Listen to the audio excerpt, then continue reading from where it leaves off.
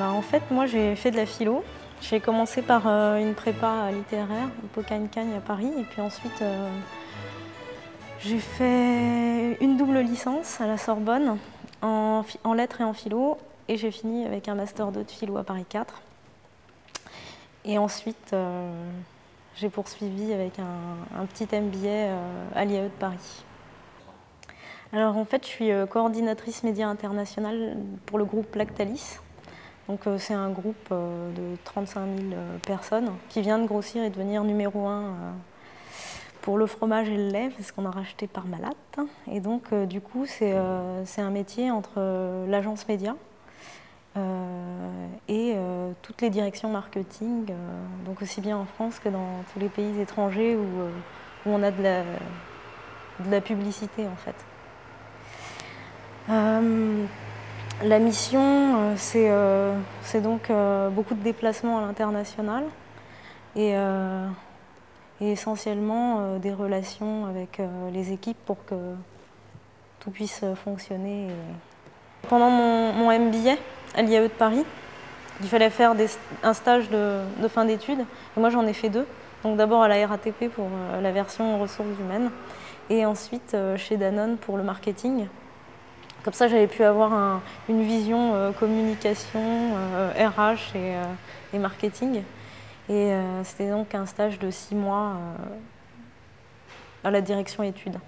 Non, en fait, je savais que j'allais faire des longues études et qu'ensuite, j'aimerais trouver un travail qui ne soit pas obligatoirement en lien, parce que la philo ou les lettres, pour moi, c'est pas le domaine de l'entreprise.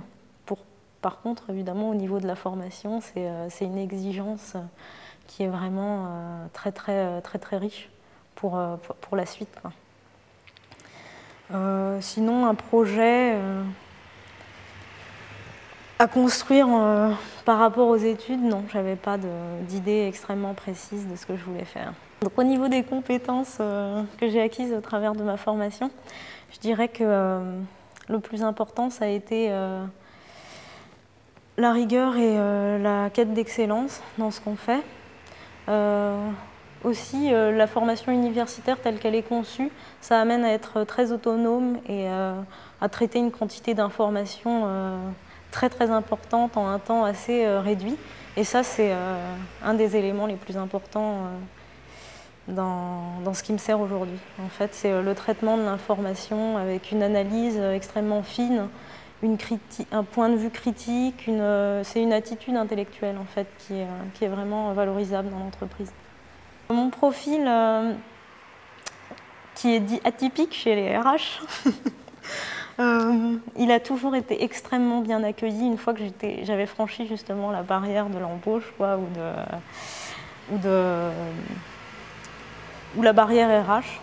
Et il faut souvent avoir sur son chemin des gens qui sont assez ouverts, qui ne veulent pas obligatoirement uniquement des gens qui viennent d'écoles ou de grandes écoles, d'écoles de commerce. Pour ce qui est le champ dans lequel je travaille aujourd'hui, c'est le marketing, donc souvent la voie royale, c'est les grandes écoles. Après, justement, comme on a une attitude différente, ça permet de mettre un peu de sang neuf, ce qu'on dit du sang neuf, des idées créatives, une approche des choses qui n'est pas la même. Et évidemment, l'entreprise s'en nourrit et elle en est... Après, c'est une question de travail, quoi. Si on est complètement en adéquation avec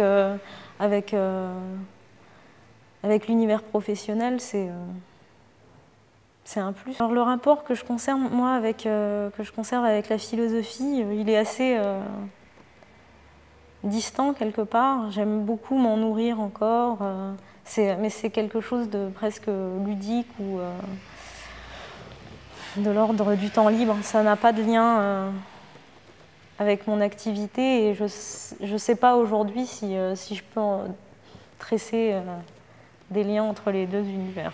Pour moi, ce qui est très important au cours de la formation, c'est vraiment d'avoir des expériences professionnelles, parce que c'est le seul moyen qui permet de mettre en valeur ce qu'on apprend dans le langage des pros, dans leur mettre finalement, ça permet de partager une vision commune, avoir le même langage, et pour pouvoir acquérir finalement